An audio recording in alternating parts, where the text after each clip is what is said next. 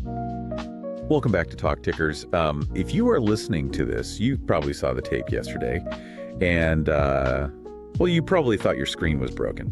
I mean, I checked my terminal twice. Right, exactly. So we are establishing the vibe right now. High energy, professional earnings summarization. We are not here to waste your time. We are here to figure out where the money is moving. And the money is definitely moving. It is flooding. It is an absolute torrent right now. Look, the market loves a beat and raise. We know this. Sir, it's the classic recipe. It's the recipe for a good day on Wall Street. Mm-hmm. But what the market really loves, what it goes absolutely feral for, is a structural shift in the backbone of the digital economy. And that is exactly what we saw yesterday. And usually, when we talk about structural shifts, we are talking about the flashy stuff. To the consumer stuff. Right. The GPUs, the consumer apps, the new language models. But this is different. This is the plumbing. Yeah. Today we are doing a deep dive into Keysight Technologies, ticker symbol KEYS. And before we even get into the numbers, we need to do a sentiment check right off the bat. Yeah, it's really a necessary context for what we're about to unpack. So the stock closed the regular session at $245 flat. It was a boring day. Totally standard. Then the earnings print hit the wire. And in extended hours, this thing didn't just move, it teleported. It really did. It rocketed to around $282.89. That is a move of roughly 15.5%. Which for a company of this size in the industrial technology sector, that is just massive. It's unheard of. Yeah, we aren't talking about some small cap biotech stock jumping on a rumor. This is a $50 billion plus entity. That isn't just a good quarter. That is a fundamental repricing of the asset. Exactly. So the tone for this deep dive is unabashedly bullish. And that isn't us projecting. That is just us reading the tape. Right. The market is euphoric. This is a validation of the AI infrastructure thesis. This is about demand with a capital D plus operating leverage. That specific combination drove the stock up $37 overnight. And it's fascinating because, Keysight is often viewed as this sleepy, cyclical testing company. The guys with the oscilloscopes in the back of the lab. Exactly, the guys in the lab coats. But this quarter proved they're basically the toll booth for the AI superhighway. I love that image, the toll booth. So here is the mission for this deep dive. We are going to decode why a testing and measurement company is suddenly trading like a high-octane AI proxy. We have to move beyond the headline beat. Right. We need to really unpack this phrase management used, concurrent technology waves. That phrase does a lot of heavy lifting. It's really the core of the whole thesis. We are also going to parse the difference between scale up and scale out in data centers. Which were terms thrown around a lot on the call. They were. And why knowing the difference basically prints money for Keysight. It's not just jargon. I mean, it's their entire business model right now. And we have to talk about the one red flag. We do. The elephant in the room. The Supreme Court ruling on tariffs. It was hidden in the guidance, but we found it. We definitely can't ignore it. But first, let's get the vegetables out of the way so we can get to the steak. Let's hit the results snapshot. Walk us through the headline numbers. What was the beat here? It was a clean sweep. Non-GAAP earnings per share came in at $2.17. And consensus was what? The consensus on the street was $2 flat, so they beat by 17 cents. That is an 8.5% surprise to the upside. Solid. And on the top line. Revenue hit $1.60 billion. Consensus was looking for $1.54 billion. So they beat by about $60 million. Right, which means they're up 23% year over year. 23% growth for a hardware-heavy business is really significant. But you always tell me with these kinds of companies, a revenue is looking in the rearview mirror. Always. What are we seeing through the windshield? You're looking for orders, and honestly, this was the real star of the show. Orders came in at $1.645 billion. Wow. Yeah, that is up 30% year over year. Okay, let's pause and unpack this for a second, because this is crucial. Orders were higher than revenue. Right. That means the book-to-bill ratio was greater than 1. Why does that matter to you listening right now? I feel like book-to-bill is one of those terms people nod along with, but might not fully visualize what it implies mechanically. Think of it like a restaurant kitchen. Revenue is the food effectively leaving the kitchen and being paid for. Orders are the tickets coming in from the dining room. Okay. If you are sending out food faster than tickets are coming in, eventually your kitchen goes quiet, you run out of work. That's a book-to-bill under 1. Bad news. Very bad news. You are eating into your backlog. But Keysight has tickets piling up faster than they can cook the meals. A book-to-bill over 1 means the demand pipeline is building up. It suggests accelerating momentum. Exactly. It tells you that next quarter and the quarter after that already have a massive baseline of work secured. It fundamentally de-risks the future. So it's not just clearing the shelves. People are lining up around the block to get in. What about the cash situation? Free cash flow was $407 million. That's up from $346 million last year. That's a great quality indicator. It is. This isn't just accounting tricks on a spreadsheet. Cash is actually coming in the door. And the margins. Let's talk profitability. Gross margin on a non-GAAP basis was 66.7%.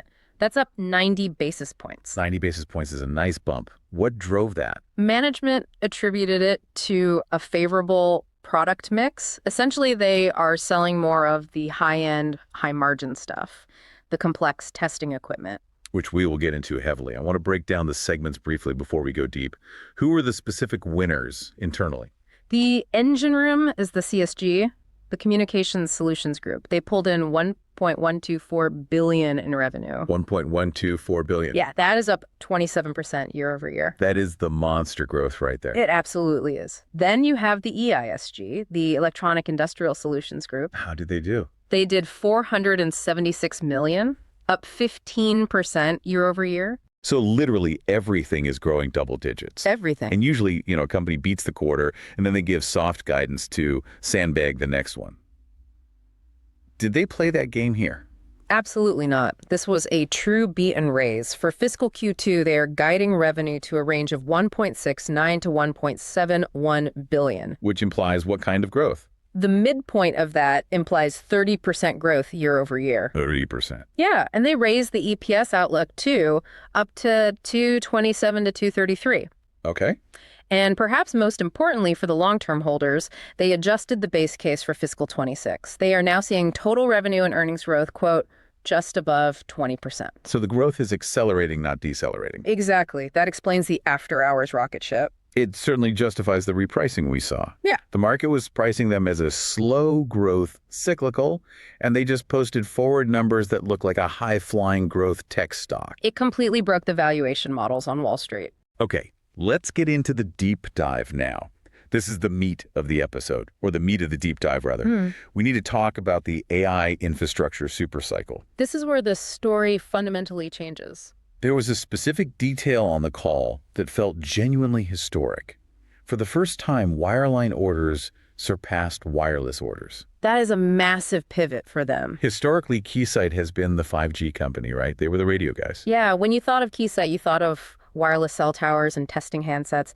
But now the plumbing of the data center, the wireline business, has become larger than the wireless business. And the driver, obviously, is AI infrastructure. Correct. But we really need to be specific here. It is not just about the GPU. Everyone focuses on NVIDIA, on the compute chip itself. Right.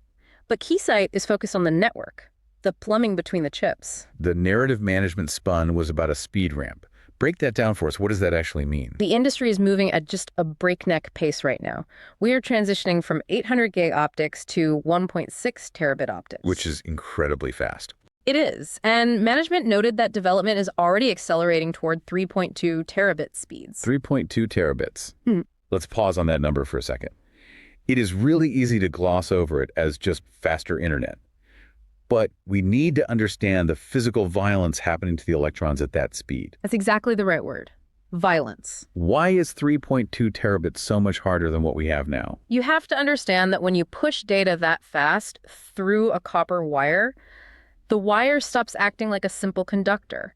It starts acting like a resistor, or even an antenna. What, an antenna? Yes, it actually resists the signal and radiates the energy out as heat and noise. So the signal that leaves the compute chip isn't the same signal that arrives at the switch. Exactly. It arrives as a garbled mess. It's distorted by something called insertion loss and crosstalk from neighboring lanes. Crosstalk? Yeah, like electrical interference. In the old days, a 1 was a 1 and a 0 was a 0. It was a clear square wave. At these new speeds, a 1 looks like a slightly higher electrical hum than a 0, and it is completely buried in static. And this is where Keysight steps in. This is their entire economic moat. You can't just plug a cable in and see if the light blinks green anymore. Right, you need to actually see the signal. You need an oscilloscope that can sample the signal billions of times a second to reconstruct the wave shape, to analyze the jitter, and to tell the engineer, hey, your signal's degrading because This specific connector on the board is 3 microns out of alignment. That is what they mean by metrology grade. Exactly. It's not just testing. It is forensic science on a light wave or an electrical pulse. On the call, they used 2 terms repeatedly: scale up and scale out. I feel like people nod along to these terms, but maybe they don't fully grasp the distinction. Can you explain these based on how management described them? Sure. Think of scale up as vertical growth. Vertical. Yes. This is about making the individual compute cluster more powerful. It's about the connection between the GPU and its dedicated memory, or GPU to GPU within a single server rack. So scale up is essentially building a smarter, denser brain. Right, making the local compute as fast as physically possible. What's scale out then? Scale out is horizontal. It's connecting massive numbers of those clusters together to form a giant data center. It's the network that ties thousands of individual GPUs across the room. And Keysight plays in both of these areas. They win on both. That's the beauty of the thesis. In scale-up, they're testing the high bandwidth memory and the silicon itself. In scale-out, they're testing the miles of optical cables, the network switches, and the interconnects that tie the whole facility together. There was also a really interesting battle of standards mentioned, the Ethernet versus InfiniBand debate. Yes, management highlighted a distinct shift toward Ethernet-based AI fabrics. Why is that specifically good for a testing company? It all comes down to interoperability. If you use a proprietary system like InfiniBand, which is largely controlled by NVIDIA, you generally buy everything from one vendor. It's a closed loop. Right. It just works. You test less because the vendor guarantees the entire stack. A walled garden? Exactly. But Ethernet is an open standard. If you use Ethernet, you might buy a network switch from Cisco, a cable from Amphenol, and a network interface card from Broadcom. And when you have component A from one guy and component B from another guy who guarantees they actually talk to each other perfectly at 1.6 terabits per second. You need a neutral referee. And Keysight is that referee. Precisely. The move to open Ethernet standards creates a massive ongoing need for interoperability testing. Keysight ensures that the open ecosystem actually functions as promised. That makes total sense. The messier and more open the ecosystem, the more money the referee makes. That's a great way to put it. Chaos is a ladder for testing companies. Now let's talk about the physics of the future. We mentioned optics briefly. We are seeing a major shift from copper to light, right? We are. The sheer power demands of the data centers are forcing this transition. Because copper just can't handle it anymore. Sending electrons over copper wires generates massive amounts of heat and resistance, especially at these extreme speeds. Photons light simply don't have that problem, so we are seeing a huge shift to optical interconnects. And the big buzzword on the call was silicon photonics. Silicon photonics. Essentially, this means printing tiny lasers and optical detectors directly onto the silicon chips themselves. The foundries are ramping up production of this right now. And then there were these acronyms thrown around. LPO and CPO. Right. So LPO is linear pluggable optics. CPO is co-packaged optics. Okay. We don't need to get bogged down in drawing out the engineering diagrams, but the main takeaway for you as an investor is this. These are brand new architectures. They're entirely new ways of building servers. And new implies untested. New implies we have absolutely no idea if this works at an industrial scale. No. It requires metrology-grade measurements. They use that exact word on the call again. It means extreme microscopic precision. You aren't just checking if the light is on. No, you are measuring the physical quality and integrity of the light wave itself as it moves through the silicon. So the overarching takeaway here is that the sheer complexity of AI data centers is increasing the test intensity. Yes. They aren't just selling more boxes because more data centers are being built. They're selling much more expensive, much more complex boxes because the data centers themselves are becoming scientifically harder to build. A very compelling narrative. Yeah. But I want to pivot now. We promised a deep dive into the other tailwinds. Because while AI is definitely the headline, there was some very interesting stuff happening in defense. Aerospace defense and government, or ADG. That is the other massive pillar here. And it is incredibly strong right now. They reported record Q1 orders in this segment. Record orders, yes. And this was global, not just the U.S. building up. Growth across all regions globally. The driver is pretty somber, honestly. Management explicitly called it deterrence and defense modernization. Which is corporate speak for the world is a very dangerous place right now, and nations are arming up. Essentially, yes. But specifically, they are arming up in the electromagnetic spectrum. Explain that for us. What does that look like? It's called spectrum operations. Controlling the electromagnetic spectrum is now considered a primary warfighting domain, just like land, sea, or air. Okay. If you can jam the enemy's radar or intercept and spoof their comms, you win the engagement before a shot is even fired. Keysight makes the complex threat emulators that test these exact electronic warfare systems. And what about space? They mentioned space. Huge activity in satellites right now, specifically LEO, low Earth orbit constellations. This brings us to the Spirent acquisition.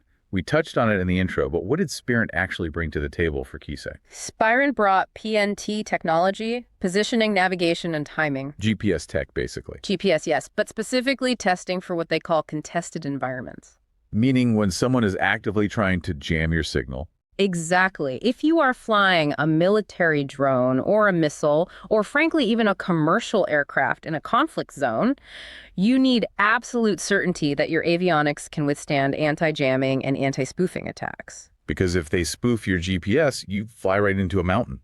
Right. Spirent is the global leader in testing that exact resilience. So as geopolitical tensions rise globally, the demand for testing navigation resilience goes up in lockstep. It's almost a hedge. If the AI bubble were to burst, not that we think it will, but if it did, global conflict unfortunately seems to be a reliable growth industry. It provides a very high, very sturdy safety floor for the stock's valuation. Let's touch on the wireless side. We said wireline passed it, but wireless isn't dead. Not at all. It actually grew this quarter. It's just evolving. It's no longer purely about 5G handset rollouts. What's the new driver there? NTN, non-terrestrial networks. Is that direct to cell? Direct-to-cell satellite services, exactly. Keysight actually achieved a live connection with Samsung in a 3GPP satellite band recently. Yeah. That's the tech that lets your standard everyday smartphone text to satellite when you don't have a regular cell signal. Right. And they also gave us a very clear roadmap for 6G on the call. This was a very specific nugget I noticed. Management explicitly mentioned the 2028 LA Olympics as the target for large-scale tech demos. The Olympics are always the debutante ball for new network technology. They really are. Every 4 years, we see the next gen rolled out. Exactly. And they expect full commercialization of 6G by 2030. Why does that timeline matter for you listening today in 2026? It matters because R&D spending happens years before the public rollout. If the target is a flawless demo in 2028, the major R&D money starts flowing right now. So as 5G matures and plateaus, the 6G money starts to backfill that revenue bucket. Precisely. It provides a highly visible long-term roadmap for their wireless segment. One more segment before we hit the financials and the red flag. EISG, the industrial side. Automotive was reported as stable. EV and charging R&D is holding steady, not explosive, but solid. But the interesting part here was semiconductors. Yes, specifically HBM, high bandwidth memory. Which goes right back to the AI story. It does. HBM is driving intense wafer-level test demand. But also general electronics were highlighted. High-performance PCBs. Printed circuit boards. It sounds incredibly boring. Yeah. I know. But think about it practically. If you have a super fast billion-dollar AI chip, but you mount it on a cheap, low-quality board, the board itself becomes the bottleneck. The signal degrades before it even gets anywhere. Right. As chips get exponentially faster, the boards they sit on have to get significantly better. And that requires an entirely new level of testing. So the rising tide of AI chips lifts the boat of the mundane circuit boards they sit on. Exactly. It touches everything.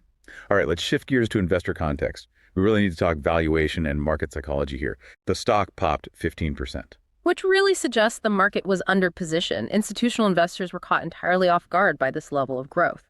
There is a massive narrative shift happening in real time. Keysight is moving from being perceived as a cyclical electronics stock, which naturally trades at a lower multiple, to a compound growth AI infrastructure play.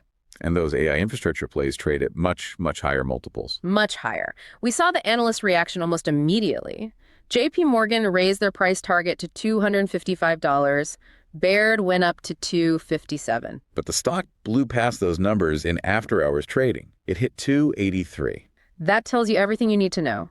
The street is aggressively chasing the price. The analysts are behind the curve here. The market is pricing in a reality that the bank models just haven't caught up to yet. But there is always a but in these deep dives. We have to talk about the red flag. The tariff elephant in the room. Management's guidance explicitly excludes potential impacts from the Supreme Court ruling on IEPA tariffs. Yes. That ruling came down on February 20th, 2026, just a few days ago.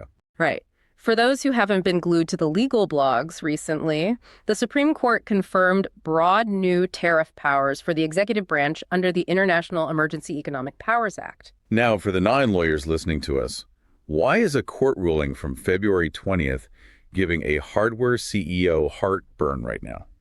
Because it fundamentally changes the speed at which trade wars can happen. Previously, there were legislative checks and balances that slowed things down. Bureaucracy, basically. Right. But the Supreme Court effectively said the executive branch has very broad, almost immediate power to block transactions or levy massive tariffs if a national emergency is declared. And as an impartial observation, national emergency is a pretty loose term these days. It is entirely subjective. Now think about Keysight's supply chain practically. They are moving ultra-high precision components across borders constantly. Specialized lenses, gold-plated connectors, custom silicon. Moving between Japan, Malaysia, Europe, the U.S. Constantly. So if a new tariff drops unexpectedly on a Friday night, by Monday morning, a critical component costing $50 might suddenly cost $80.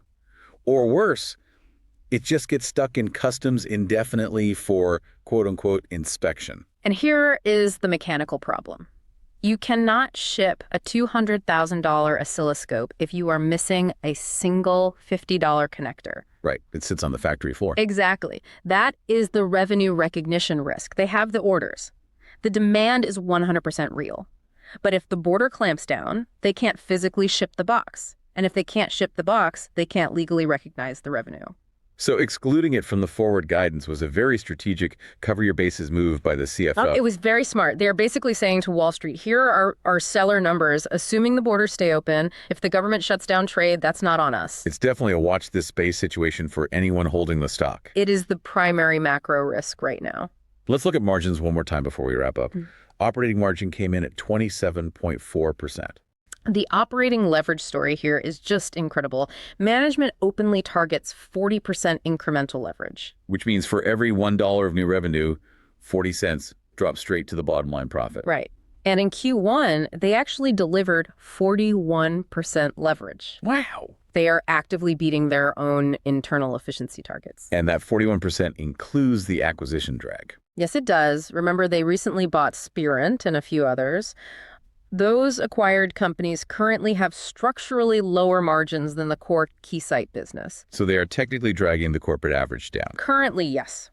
But that is actually a massive opportunity. Management plans $100 million in cost synergies. Meaning layoffs and real estate consolidation. Mostly, yes. As they fix the cost structures of the acquired companies, integrate them, streamline the back office, the overall margins should expand even further over the next 2 years. So you have explosive revenue growth from the AI supercycle plus margin expansion from operational synergies. Oh, That is a very potent financial cocktail. It's the textbook recipe for a multi-year compounder. All right. We have covered the numbers. We have covered the underlying tech. We have scared people a little bit with the Supreme Court tariff stuff. Now it is time for the segment that our compliance lawyers make us say is definitely absolutely not financial advice. We are a deep dive audio show. We are not your fiduciaries. Please do not trade based on two voices in your headphones. Seriously, if you lose money on this, do not tweet at us. We warned you. But purely as a thought exercise, if you were a hedge fund analyst pitching to your investment committee tomorrow morning, what is the trade idea? I call this the referees over players trade. The referees over players. I like the sound of it. What's the setup? Look at the broader market right now. Everyone is gambling on exactly who wins the AI chip war. Is it NVIDIA? Is it AMD? Is it custom silicon from Amazon or Google? It's a bloodbath out there. It is a total war of attrition. Margins are going to compress as they fight each other on price and performance. Oh, what's the trade? The trade is simple. Long the referee. Explain the logic for us. It doesn't matter if the ultimate winning chip is made by company A or company B. It doesn't matter if the dominant data center uses Ethernet or InfiniBand. It doesn't even matter if the winning satellite network is Starlink or Kuiper. Nothing works unless it is tested. If you can't measure it, it doesn't exist. Precisely. Yeah. So structurally, you go long Keysight, the tester, the referee, and you short a basket of second-tier AI chip startups, the unproven players. You are betting on the infrastructure of the war, not the individual soldiers fighting it. It's the classic pick and shovel play, but updated for the digital age. But here is the outrageous twist for the pitch. The bandwidth speeds are getting so fast, hitting that 3.2 terabit mark, that we suspect the electrons are literally getting speeding tickets. Keysight is effectively selling the radar guns to the internet police. I absolutely love that framing. Selling radar guns to the internet police. And they're the only ones with a calibrated radar bin. If you want to play at 3.2 terabits, you have to pay the toll to Keysight. There is no alternative. Do you have an alternate idea? Maybe something for the options dreamers out there? Sure. The 2028 Olympics leap. Go on. You buy extremely long-dated call options expiring in 2028. You are betting purely on the 6G hype cycle kicking into high gear during the LA Games. Betting on the global spectacle. The Olympics are a hard, immovable deadline. The tech has to work perfectly on day one. The capital spending has to happen regardless of macro conditions. You are betting that by early 2028, the market narrative shifts entirely from AI to 6G, and Keysight will be the darling of that cycle too. High risk, high reward. But I like it. It is surprisingly plausible, though. Very plausible, given their historical positioning. Huh? All right, let's wrap this up. Recap the core bull case for us one last time. Record orders showing massive demand. A historic pivot where wireline and AI have now officially surpassed wireless revenue. Defense spending providing a very sturdy safety floor against a recession. And margins expanding despite the temporary drag from recent acquisitions. And what is the final thought you want to leave the listener with? I keep going back to the CEO's specific comment on the call. Unprecedented time.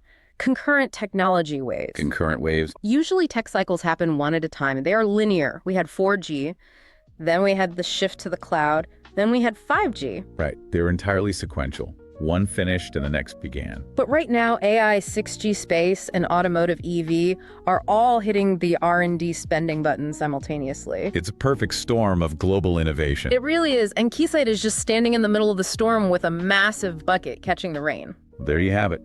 Keep your eyes on the tape, and remember, if you can't measure it, it doesn't exist. That is the truth. Talk Tickers out.